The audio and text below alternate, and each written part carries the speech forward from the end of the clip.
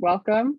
Thank you, folks, as you sort of roll into our webinar here today about Major Taylor, bicycling legend, and learn about his legacy still today. And very happy to have the two speakers we have here, and very happy to take your questions and provide some answers after we hear from our speakers. A little housekeeping to get us started. This session is being recorded and will later be on our YouTube channel at League. We'll also be sending out an email to folks who maybe missed it or did not, or if you have to leave early, expect sort of an email to the email you registered at for this. All attendees are muted. Please do use the chat functions or the Q&A functions available to you through Zoom anytime, and my colleague Marley will take care of your questions. And also, closed captions are available if you want to turn those on through Zoom. As you know, we are here today to talk about Major Taylor, a bicycling legend, and his legacy.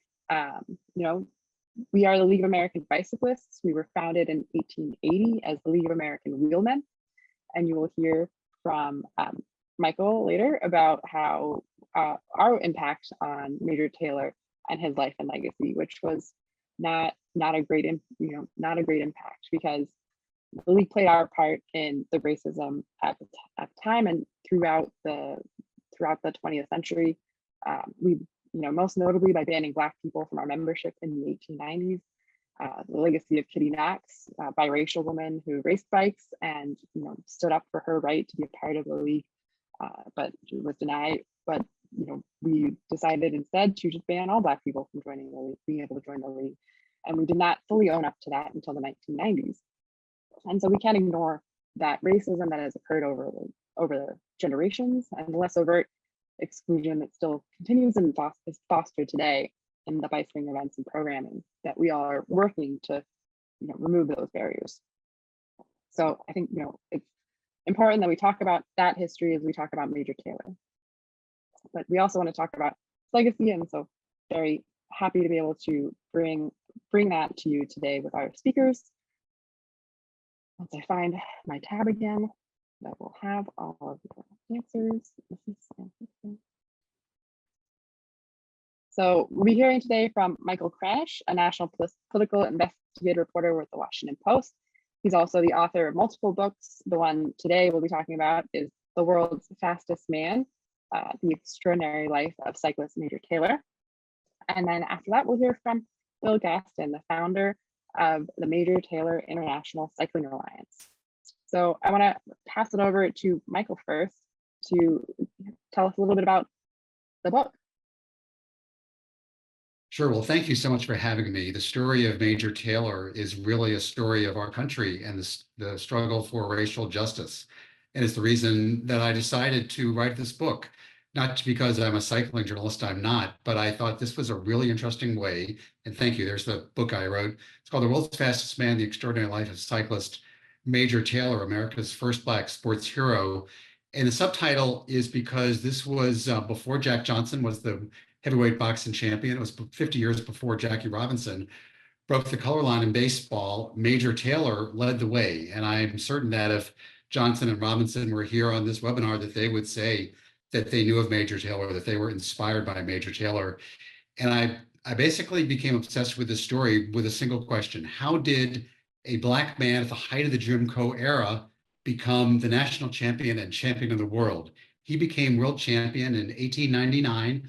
And this is the 125th anniversary this year of that event. So it really, even though I've been reading and writing about Major Taylor for more than 25 years, I still get excited about it because I still think there's a lot of people who should know this story. As it happens, the organization that you all are part of previously was, as Lauren said, the League of American Wheelmen. And this organization was incredibly powerful. If you could put yourself back in the 1890s, 1892, by my research, there were more than 1 million members.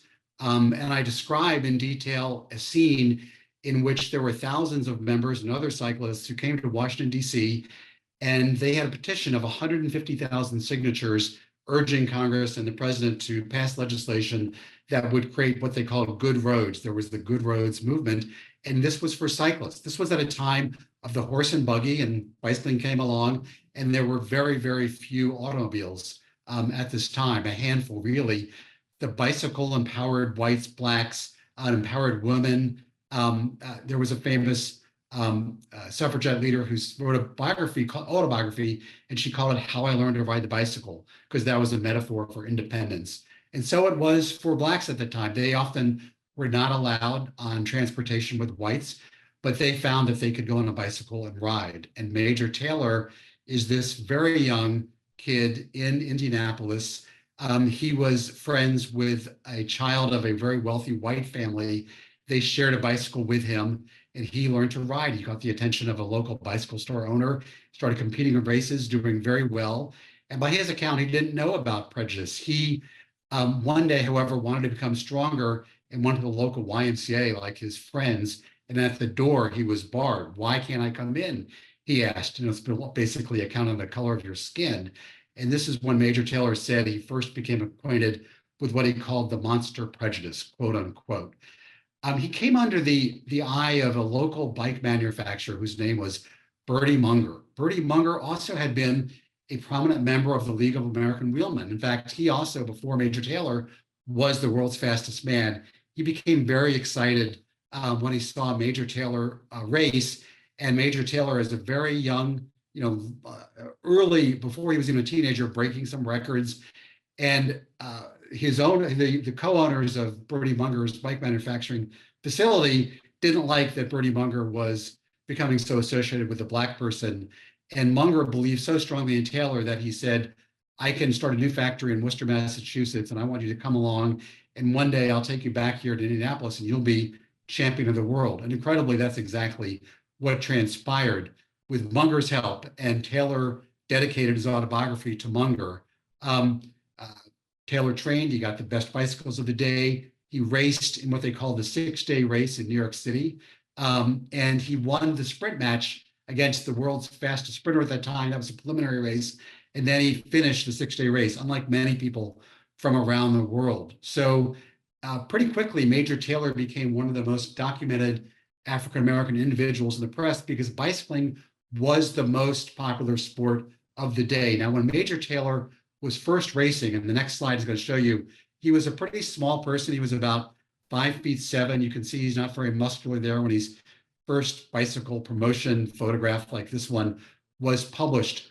Major Taylor started to learn. He had a hero besides Bertie Munger, and his name was Arthur Zimmerman. Zimmerman published a famous book at that time called Points on Training. And Major Taylor met with Zimmerman, learned all these points of training, and adopted his policies. And over the years, he learned to train and eat so perfectly that Major Taylor said, "If I'm an ounce over or under my perfect weight, then I lose my advantage." And if you look at this slide and then go to the next slide, you're going to see the incredible transformation.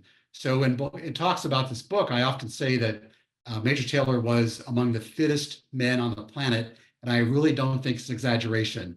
When he later went to France, they would study him. There was the recently created X-ray machine that took X-rays. He became a sensation because, as I say, he was able to become the champion. Now, what happened with the League of American Wheelmen is when he was 15 years old, sort of in between these two photos, and his racing capabilities were getting well known, Major Taylor learned that there was a meeting of the League of American Wheelmen, and they essentially voted to ban blacks, as was said previously. And Bertie Munger, who had previously been banned from the league temporarily, as I write in the book, because he had accepted some expenses from a company, and then some other racers said, "Oh, you're now a professional, you can't race against us." It was an overblown charge, but I believe that's one of the reasons that Bertie Munger became really interested in Major Taylor, and they formed this incredible partnership. To be clear, racing was a solitary sport. Taylor did this on his own. It wasn't a group sport. Munger wasn't racing with him. So this was all Taylor's accomplishment. But as I say, he certainly credited Munger for helping him along at the beginning. In Massachusetts, fortunately for Major Taylor, there was a local racer, and he happened to also be a reporter at the Boston Globe, a newspaper I previously worked at, and not at the same time, not that old. Anyway, Major Taylor benefited from the fact that this legislator, this reporter, promoted a law that essentially said, notwithstanding what the League of American Women have said, Major Taylor must be allowed to race. Effectively, that's what the law was designed to do. And so he was able to race. However, there was an event in Massachusetts that I describe in the book where Major Taylor came in second. There was a person who came in behind him, and he was so mad at Major Taylor that he knocked him off the ground. He choked him. And in fact, for 15 minutes, some people thought that Major Taylor was dead. The League of American Women fined this person $50, but some other cyclists helped pay off that fine. And $50 was a very small price to pay to get Major Taylor essentially off the track. So it just shows you the kind of experiences that Major Taylor encountered as he was trying to race. But eventually he was so good. And if you go to the next slide, you'll see, the next slide shows, it says black versus white, Charles River Park. And eventually Major Taylor came up with this idea that he was going to convince promoters that it was a benefit, a positive, to have him race against whites. Many white racers didn't want to race against Major Taylor. They knew he was going to beat them. They wanted to ban him using Jim Crow laws and so forth. But he was able to convince a number of promoters that actually it was to their benefit to let him run. And a number of them agreed, and they put out this incredible pin that says a black versus white. So it just shows you the extent to which Major Taylor became a phenomenon. And by 1899, as I say, he went to the World Championships. Some other riders wouldn't go there to compete against him, but in Montreal in 1899, he was able to compete and became champion of the world.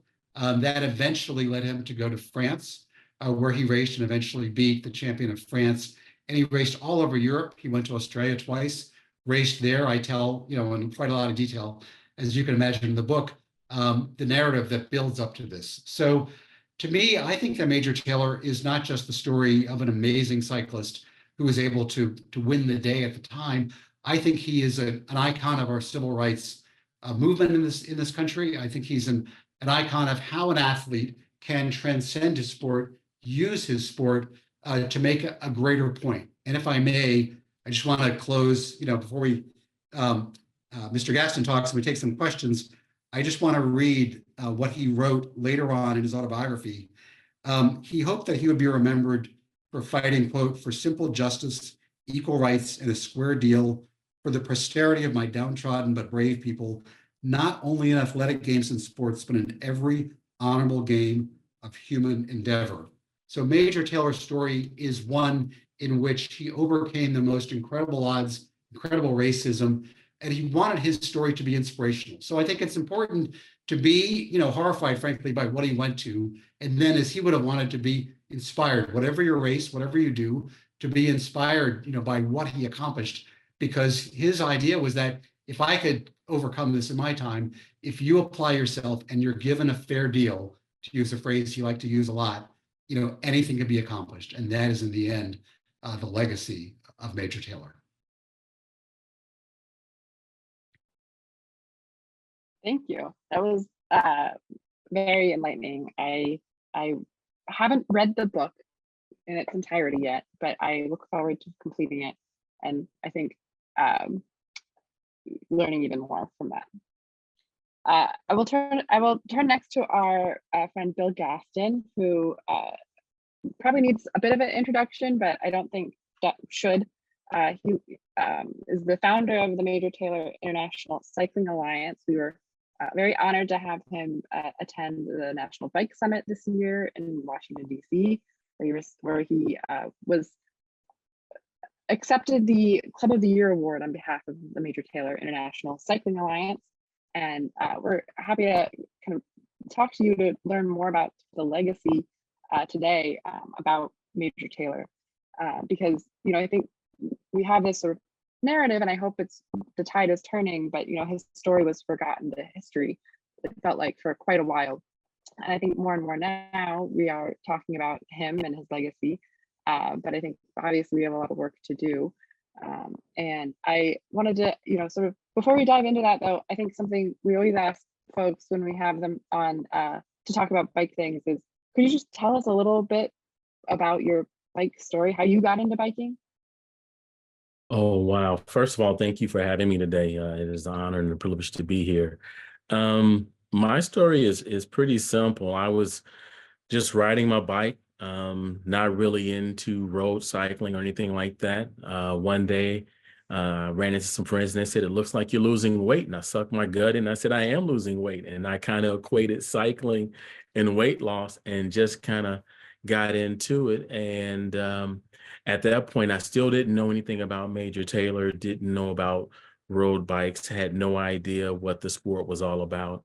And yeah, that's kind of how I got into cycling.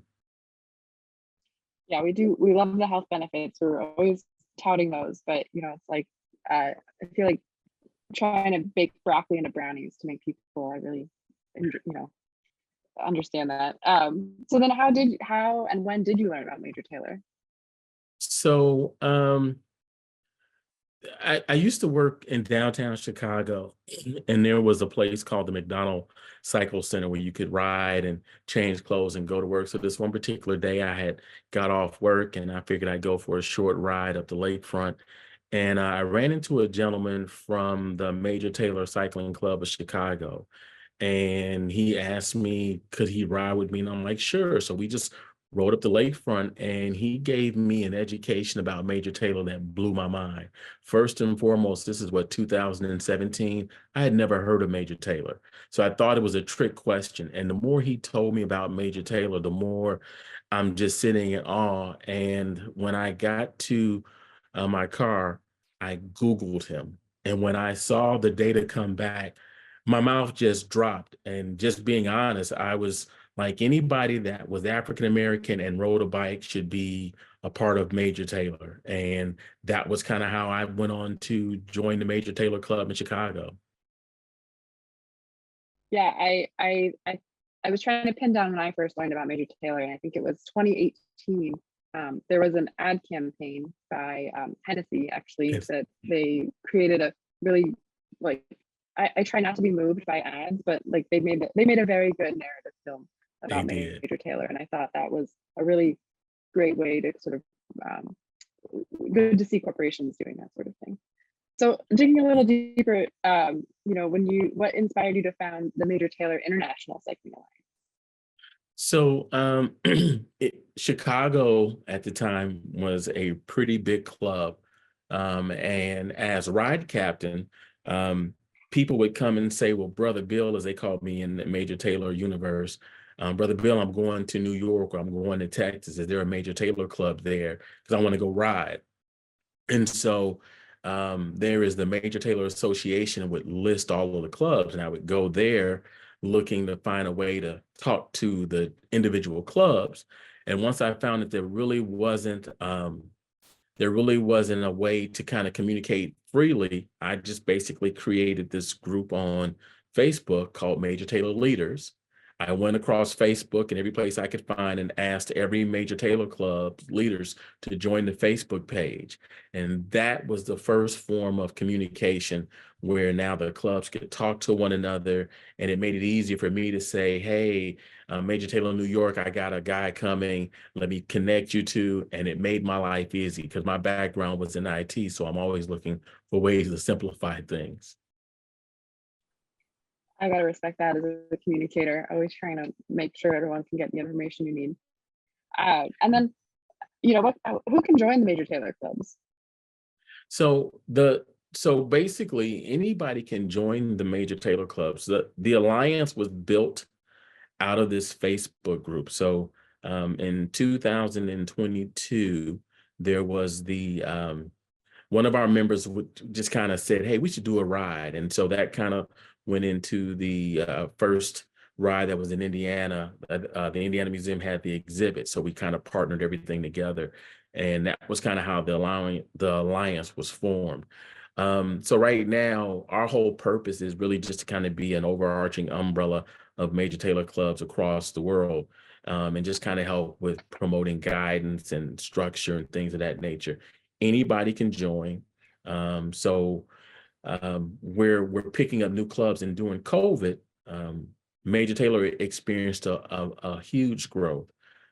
We created an event called the Major Taylor Ride Competition.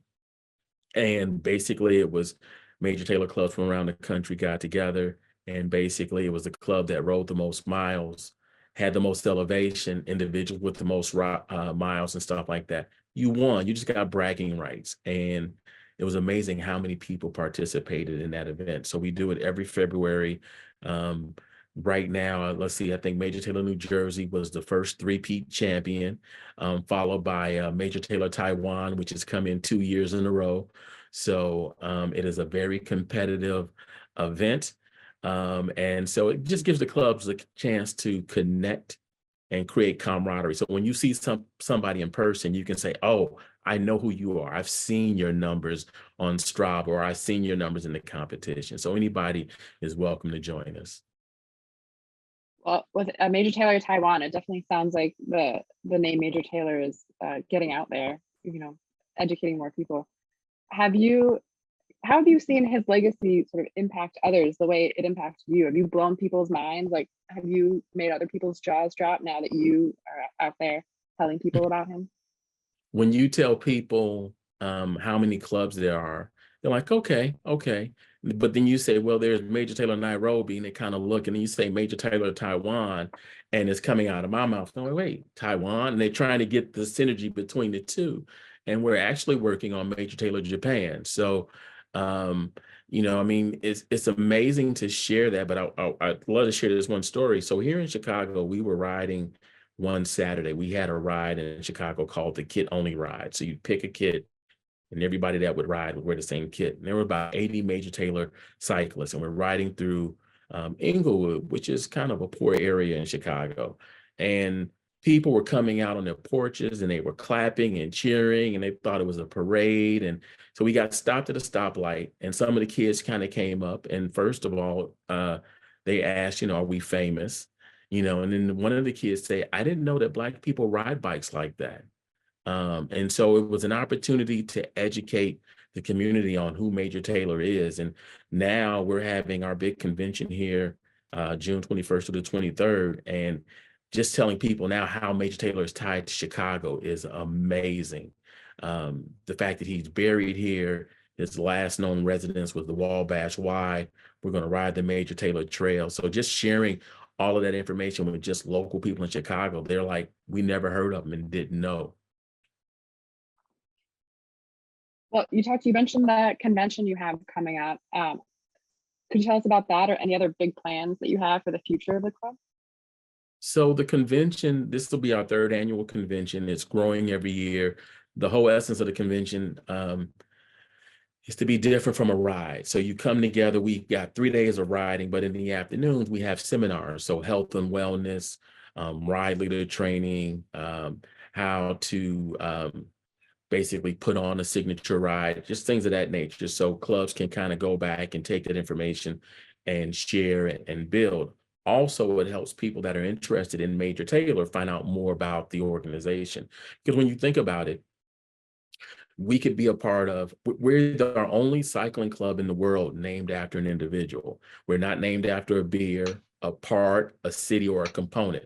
We're named after an individual. So when I say Major Taylor, most people have an idea, especially outside of this country. They know who he is. So we're really excited about the convention, inviting everybody to come. Our premier sponsor, SRAM, is really helping us get things together. And it'll just be a good 3 days of just really having a chance to enjoy Major Taylor. You'll even get a chance to see the largest Major Taylor mural in the world. It's a 400-foot bridge span across the Calsag River that details his life. It's just, you know, it's like, and then there's one part I can't leave out. You get a chance to go to the grave site and pay your respects. And I tell anybody, if you wear a jersey with his name on it, you owe it to Major Taylor to go and pay your respects.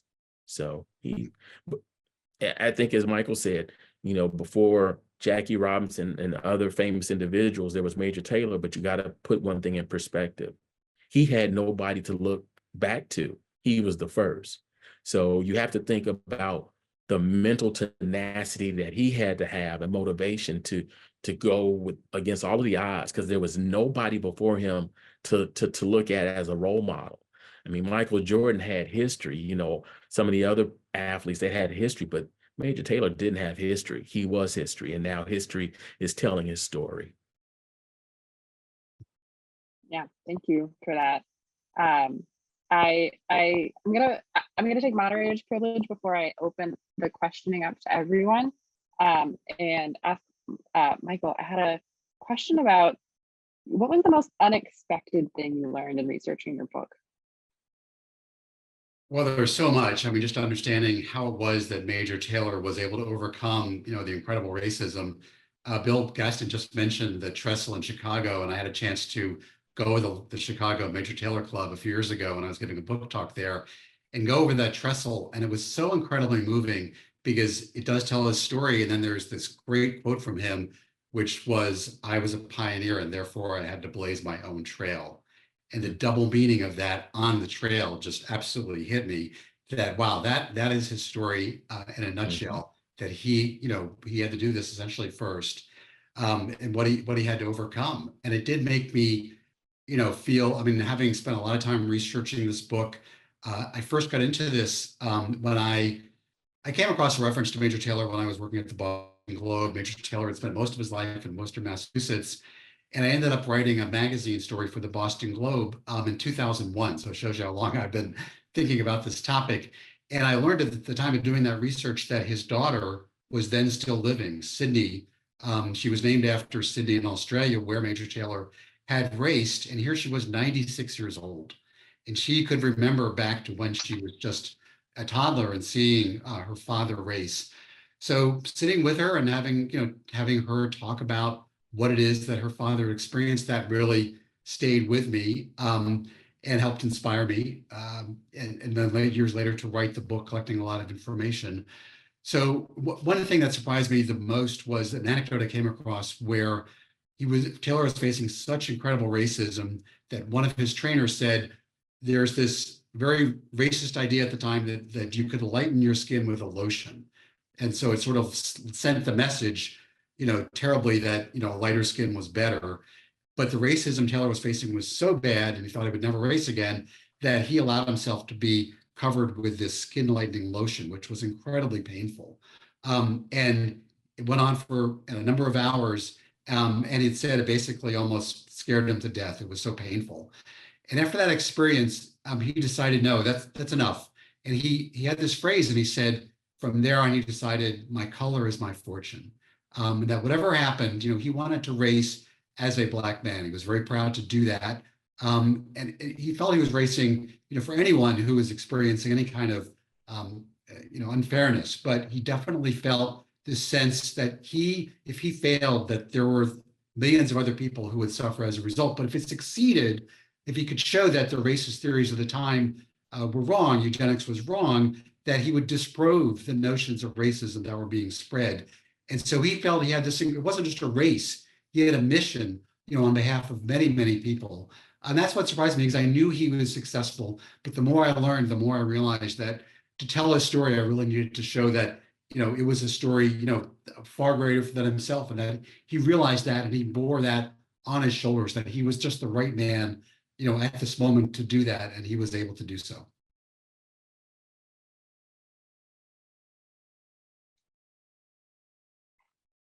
All right, I'm gonna switch to one of our friends in DC. Read in your book, said the book is amazing, that Major Taylor, he was excited to learn that Major Taylor raced in DC, and the track was near the intersection of East Capitol and 14th Streets. Do you know of any efforts to recognize the site, or is there maybe a broader community effort to learn about that? Yeah, that site, it no longer exists, but all over the country, you just have to imagine that in every, city, small and large, there are what they call velodromes. I love that word. It's sort of this oval, like you imagine an Indy 500 oval where the cyclists would race. And the kind of racing Taylor did was typically around an oval. He didn't do a Tour de France type of race, although he did race in some longer races. But his strength, despite the fact that he was only 5'7", his best weight was around 145 or so for racing. He did incredibly well because he was so compact and strong in what he did. But yes, there is right near the U.S. Capitol. This is where he raced. He came to Washington, and stayed here and was inspired by what he saw and raced here and became a champion. And one of the things you see, and one of the places I found this, was that there were a number of African-American newspapers. So those newspapers described him, and there would be the ads basically saying, come see Major Taylor, and, he is the Black champion. And a lot of Blacks were incredibly inspired by him. So as I say, he was one of the most documented Black Americans of his day. And one of the things that made the book possible was that a lot of newspapers, some of them pretty obscure, around the world, in this country, regular newspapers, some of the smaller papers, papers designed for a Black audience, papers in France, Australia, they've been digitized. So I was able to find a lot of resources that hadn't been previously available. And some of those resources did lead me to be able to sort of reconstruct, hour by hour, what he did here in Washington. And I described that in the book. History is just, I think, and the digitization, like you said, of the newspapers, I feel like is going to expose people to so much more history as we get. And I should mention that Sydney, the daughter I mentioned, she was basically acquired all of the material from her father. Of course, she decided to donate that to the State Museum in Indiana. So I went to that museum a couple of times, and there's resources there that some digitized, some not. But you can go to that museum and you can go through the scrapbook that Major Taylor compiled of clippings. You can go through some letters, which were incredibly valuable to me as an historian, that he wrote from France and other places in Europe to his wife, describing things in ways that he never talked about to the press of the time or even wrote about in his own memoir. So, that combined with the digitization of newspapers, it's all incredibly valuable and interesting. If I could add to that, the first time I had a chance to meet Karen Brown Donovan, his great granddaughter, she came here when they had the unveiling of the bridge. And I just kind of sat with her throughout the weekend, and she just kind of shared some information that just really was enlightening, because a lot of people say, well, the Major was broke and poor when he died. But way she tells the story, all of his valuables were sent back to Daisy. So, and that there was that she thought that they were probably working on maybe getting back together, but he got sick. So he never made it back to where she was, but she had all of his valuables. So, and I just thought that was just kind of an interesting caveat to know that, he sent her everything. So clearly there was still a relationship there between the two. Just to be able to meet her and have her tell you stories about her great grandfather was just amazing. So yeah, history is finally starting to release little nuggets of the Major. So it's amazing right now what people are learning about him. Can I mention one thing just so I don't forget, and that is that I was able to take part in a documentary produced by PBS, and it started to run on some PBS stations. If you're a PBS member, you can see it on the app or on when you go through, but it's also going to be on other stations. It's called Champion of the Race. And I think it's nearly an hour long, but it gives the viewer a good idea of a lot of things we've talked about and more. It includes Karen that you mentioned, and a lot of other folks who are very knowledgeable about Major Taylor. It's really a good way to learn if whether you are or not inclined to read my book. There's other books and other resources out there, and also this documentary, which is just coming out this year. Yeah, I think that's the documentary we were able to host at the Bicycle Film Festival, or maybe that was a different documentary. Now I feel like I'm speaking out of turn, but definitely keep an eye out for the PBS documentary. It's another plug for your local public radio and broadcast station. Let me see here. Bill, do you, speaking about the chapters of the Major Taylor Alliance, do you work with any youth groups or are working with getting kids into cycling at all? I think people are really interested in sort of learning about ways to get younger people interested in biking, and maybe the Major Taylor story is one of those. So one of the groups that we work with in Macon, Georgia, it is the only all-youth Major Taylor club. It's called the Middle of Georgia Club, and Cherie Steffens, who is the president of that club, they created a program called Major Taylor Kids. And so they'll be in Chicago at the convention, and it's basically a way to help clubs create the kid branch of Major Taylor. When you kind of look at some of the demographics, the average Major Taylor Club member is probably somewhere between 45 and 65. And so, you got to want to start bringing in some of the younger people to kind of, add a little life and a zeal to it. When these kids come out to some of the events that we've done, they get out here, and some of the founders are just really excited about having the kids with them. And so it's just amazing to see the kids and some of the founders get together and ride. And so that is probably our big thing that we're pushing now, is to join Major Taylor Kids. And I know some of the local chapters are starting to, I think it's probably about 10 or so, getting ready to start their own version of Major Taylor Kids soon. That's great. The league is really hoping to get more kids on bikes, and through, whether that's through, in-school bike education, which is a big push for ours, or, just really making it easier for parents to teach their kids to bike through some of our education programs. So love seeing more of those groups pop up. And I know there's a lot of interest too from just clubs generally about how to get younger people interested in group riding. I think I like this one because I'm a big movie fan. Has there been any discussion of making a movie? Michael, probably hoping for that option on the book, but I don't know if we know if there's anything in the works. There is so much discussion. I've worked with folks on that. It's not something I can go into detail here about, but I think long before I even worked on this book, I was hearing people say we want to do a movie. I can't imagine that it wouldn't be a movie one day. It is certainly a challenge. I've learned a lot about Hollywood in the process, but there's nothing definite as far as I know. There's a lot of people who are very interested. Someone watching wants to get in touch with me, please do. But I probably get that question every week.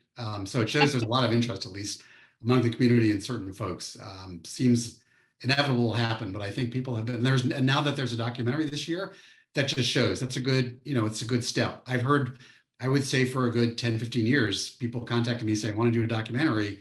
And then the people who actually put it together, they finally did it. They stepped up, they did it. So these things do take time. Doing the book, took me a long time. So, it is something that I hope does happen. So it spreads more awareness, not just about his story, but the broader issue of what happened. We're at a time where some people say, we shouldn't look back and feel bad about history and so forth. But I find most people who read the book, they say, I didn't realize it was this bad. And I want to learn more. I want to understand better. It helps put things in, in context. I think obviously writing a book of history, it's obvious that I think history is incredibly important. I think incredibly relevant to today. I think you really have to understand, what happened. I wrote a different book about Thomas Jefferson. I wanted to better understand what happened with him and slavery and everything else. And I ended up becoming obsessed with that topic. So to me, one book leads to another. They don't seem like they have a connection, but in my mind, they sort of do, that one,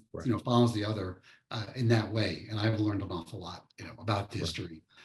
And it's a way, I'm interested in ways that I can tell history in a way that really involves the reader in a story that, you really want to keep turning the page. This book, I think every other page or so, you're going to learn something about history that you may learn something new. It may surprise you, may sadden you, but it's a lot. I didn't want to write a book that simply says, day one, Taylor raced this person and he won or he lost. I wanted to make sure throughout the book you understood what was happening at the time, what was going on in the country, not just with him, but with all sorts of things. So you're constantly understanding the context of what he was living with. We don't think about that every day because it's just all around us. But I wanted to put the reader in that moment, and myself, in that moment. So for example, when Major Taylor is racing in 1896 in the 6-day race, it was just after the decision of Plessy versus Ferguson, which was the infamous separate but equal case. And here is Major Taylor racing against all white riders, the best ones around the world. And he's showing, no, I should have an equal chance. And that's what he got. So when he was able to race in that way, he was able to show that there should be equality, which is what he was racing for. If I could add to that, and it's it's amazing what you said, Michael, about history.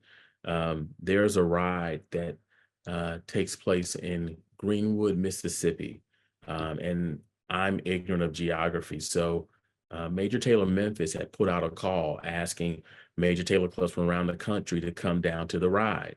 So we get to the ride. There's probably a good 300 Major Taylor members from different clubs. We're taking pictures and everything. We go out and we go to the ride. The first rest stop when you leave, maybe a quarter mile down the road, there's a placard, and it's an old country gas station. So, I got off and just read the placard because people were looking at it, and it talks about Emmett Till, and it talked about this was the gas station where Emmett Till saw the woman. And it put that whole ride in a different context because now I know where I am in Mississippi. And so now as we're doing the ride, you're thinking about, did he walk these roads and just, everything that was taking place. So when we got back to the end of the ride, we were in downtown Greenwood, Mississippi. And a lady walked up to me and she said, "Excuse me." She said, "I keep seeing this Major Taylor on these kits. What's a Major Taylor?" And I said, "It's not a what, it's a who." And when I explained to her who he was, she stood up, she grabbed her mouth and she said, "First of all, I'm sorry I didn't know who he was. And secondly, can I join a Major Taylor club?" And then we got a letter from the mayor of Greenwood, Mississippi. She was so happy that we were there and they want us to come back every year. So it's starting to be a big ride that happens in the South. It's called Bike Blues and Bayou, but not knowing the area. I mean, Major Taylor, Emmett Till, it just really just history just kind of coming together. And it was a great event, just to kind of share the major. And so, yeah, it's amazing to be a part of this. I went down and did that ride. I don't know if we were the same year, but participated in the ride, gave a book talk, stopped at that sign in Money, Mississippi. I mean, it was an amazingly emotional experience to be go. And there was a biography of Emmett Till that I got at the local bookstore and read that and learned an awful lot. Of course, I knew the general story, but to really go deep and learn that. And it's the kind of thing, I mean, for me, it's just, maybe that's me. I go someplace, I want to read a history of the area, what happened here, and I just get really interested. But, the combination, knowing, what happened. And part of it is sad. You think, look what Major Taylor had to overcome. And then decades later, look what Emmett Till had to face. Right. How much progress was there? And you think about that. And you try to learn the story and put it together, and you realize that even all those years later, we still have a long way to go. Yeah. Yeah, and I think that, we still, as you said, we still have a long way to go to make cycling and to make more inclusive, to make every country more inclusive. I think, talking about history too, I was really, I wrote down the simple justice and equal rights, and it really, because it reminded me of how today we have a lot of, well, sometimes you will hear people say, stick to sports, we don't want to hear what you're, about political things, but it's something that it's not new either, right? There's always been athletes fighting for rights, and I think that that's something that really stood out to me. I don't know if there are any other anecdotes you wanted to share about. I think folks are really interested in how Major Taylor embraced the civil rights movement and his role in challenging the barriers, race barriers. So if there's any more anecdotes you wanted to share with us about that, I think we have a receptive audience here. Well, One of the things. Go ahead, please. Go ahead, Michael. No, you go ahead. Sir. I was just gonna say, when we were in Indianapolis, we were at the museum, and I kind of made a comment that the average cyclist will spend about $5,000 to get into the sport. When you talk about bike, shoes, computers, and all of these components, and I asked the people to look around, whose names do you see? And so it was kind of one of those things that we were looking at it from a perspective of, we're in the sport, but we want to be supported. And so now what we're seeing is that things are changing. Companies are starting to say, hey, how do we connect with Major Taylor? We were fortunate enough to partner with the Ironman Foundation for 3 years in a row with their Race for Change, to bring athletes of color to the Ironman organization. So we did we sponsored all of these cyclists for 3 different Ironman events for 3 years in a row. And it was amazing to go and they have the experience and we were able to share that. And so now there are more cyclists within Major Taylor thinking about doing Ironman events. And just, people are starting to see, and it gives you an opportunity to share who Major Taylor is. And so even just on a bigger scale, my goal is I would love to increase Major Taylor to 125 clubs and 50,000 members and 20,000 youth members. I mean, to get more people into cycling. But the biggest thing I would love to see, and I think it would be an honor to his name, is to have national legislation, cycling safety legislation named in Major Taylor's name. The league, and I tip my hat to the league, and I was telling Bill when I was in DC, going to your bike summit changed my whole mind about cycling. I had never seen that side of cycling. And there's a list of Major Taylor clubs. There's clubs popping up all over the place. So, that's the best way to find out where your local club is. And if there's not one, start one. I'll be glad to help you. Thank you. And then Michael, I wanted to pass back to you if you had any more anecdotes you wanted to share with us. Well, I do want to say, just follow up on what Bill Gaston was saying. When I've given book talks around the country, invariably there are folks from local Major Taylor clubs. They show up in their bike kits, and it is the most wonderful experience. I mean, they've really come out and they're supportive. They're interested. They're educated about Major Taylor, and they want to spread the word. So it's certainly inspiring to me. I feel like it's part of my mission to spread the word about Major Taylor, because the folks that I've met with the various organizations are just absolutely wonderful folks. I've had an opportunity to meet folks from all over the country who are associated with Major Taylor or tell a similar story where they just learned about him, just like I did many, many years ago. How did this person do what he did? I'm never failed to be inspired, by this story, even though it's one that I'm now very familiar with, because it's a story that we all should be inspired with. For Major Taylor, it was a constant battle. He did become champion of the world. He did become the toast of Paris and other countries outside of France. But unfortunately, the country went backwards. We've been through Reconstruction, and then there was deconstruction. And after Major Taylor retired, the Klan movie, basically Birth of a Nation, was shown at the White House, and things went backwards. And it was very difficult for Major Taylor. And he did go into another line of work. He tried to basically become a titan in the automobile industry. He had a lot of incredible ideas about tires. He essentially conceived an original version of what we now know as a steel belted radial tire. The business did not work, and we don't know 100% why that did happen. He did suffer some great illnesses, and then he sat down to write his autobiography. And the reason he did that is because he didn't want people to forget what he had been through. He didn't want people to forget what he had overcome. And this was a time when people were forgetting and the country was going backwards. And he sat down to write that to remind people of what was going on. And when he couldn't get a regular publisher, he essentially self-published, put the books in the back of a car, went around, sold them himself, and eventually went to Chicago, had some more illnesses, moved into the Y in Chicago. And he died in Chicago. So the ending of his story, is a sad one for what happened to him personally. But if you look at the arc of his life and what he overcame, if you look at what he wanted people to remember and why he wrote his autobiography and what folks said about him, that's the overall takeaway. And you look at how he began. His father had fought in the Civil War for the North, as I described and had discovered in my research exactly how his father had fought and where he fought and so forth. This was, quite remarkable to me. And then, what his son was able to do. And I don't know exactly why he was called Major Taylor, but in my research, I did have to wonder, given that his father had been in the military, whether his father had given him a military jacket, even though his father wasn't a major. You can see if that happened, why someone might call him Major. It was an oversized jacket, as it was described at the time.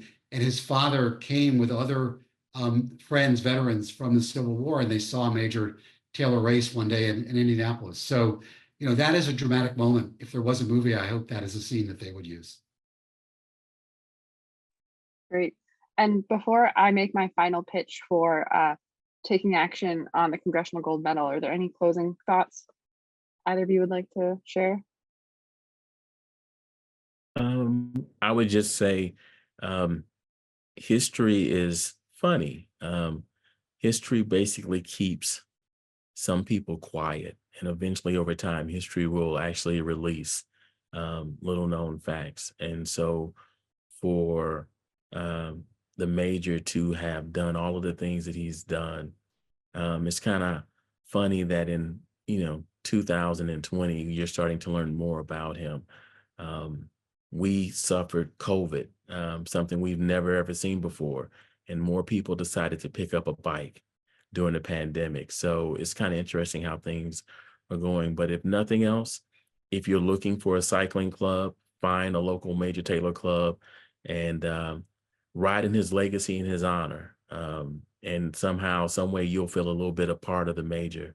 And that's what drew me to it. So It is a little like riding a bike. You go pedal by pedal, you learn how to bike, and eventually you say, no, I want to go farther and farther. It does take the same thing when you want to learn about history. You take a dip and you say, I want to learn a little more. What was actually happening there? Maybe what I had heard isn't exactly right, and I want to learn more and take a deeper look. And for me, as a writer and a historian, as a journalist, that's just what I always want to do. And I know if you talk to folks about this, that this is something that will eventually inspire them. And I see it all the time. I ride regularly here in Washington in Rock Creek Park, bike to work when I can, and I see it all the time. If you wear a Major Taylor jersey, you're going to eventually get people, who see it and will pump a fist or smile at you. So it's just, spreading the word, and what you're doing is so important. So thank you for what you're doing and having us here today. Thank you both. And I know you both, I think, Michael, you wrote an article recently in the Post about the Congressional Gold Medal legislation. I did. Congressman Jackson of Illinois, he has proposed this bill with others that would give Taylor a Congressional Gold Medal. So you can Google that story and maybe you'll see what I wrote there. But essentially, they need to have support in both houses of Congress to get this done. There's a small number of people in our nation's history who've received this Congressional Gold Medal. So it's not a sure thing. And I know that there's efforts going on, every day by folks, pushing for that. It's not for me. As a journalist, I'm actually, can't lobby for things. I wrote a story about it, but I did write a book about Major Taylor. So it seems that paper allowed me to write a story about the fact that this is happening. Yeah, thank you. Thank you. And a shameless plug, Congressman Jackson is a member of Major Taylor. So he learned about Major Taylor and he was blown away. And so now he picked up the mantle to make this happen. So yeah, just had to throw that out there. That's great. And I think, we don't have, it's not official yet because there's no Senate resolution, but I think we have it on good word that we'll have a introduction of the legislation on the Senate side. Sounds like it'll be bipartisan. So all the support we can get from folks out there, if you've already put your name on the, if you've already emailed your Congress people, share it with your networks, make sure that your friends and family are also throwing their support in the ring, because, like Michael said, it's not a ton of people that to get this. Major Taylor would only be the second cyclist after Greg LeMond, the two-time Tour de France winner. So, America's not necessarily a cycling country, so we need to show that there's a lot of us out there who support this. All right, well, I will let folks get back to their Tuesday work days. This will be on YouTube by tomorrow, and we'll send an email out. So, you can share this with your friends and family too, because I think we heard so many great stories today. And I want to just thank you, gentlemen, again for your time, and thank you for joining us. Thank you. Thank you.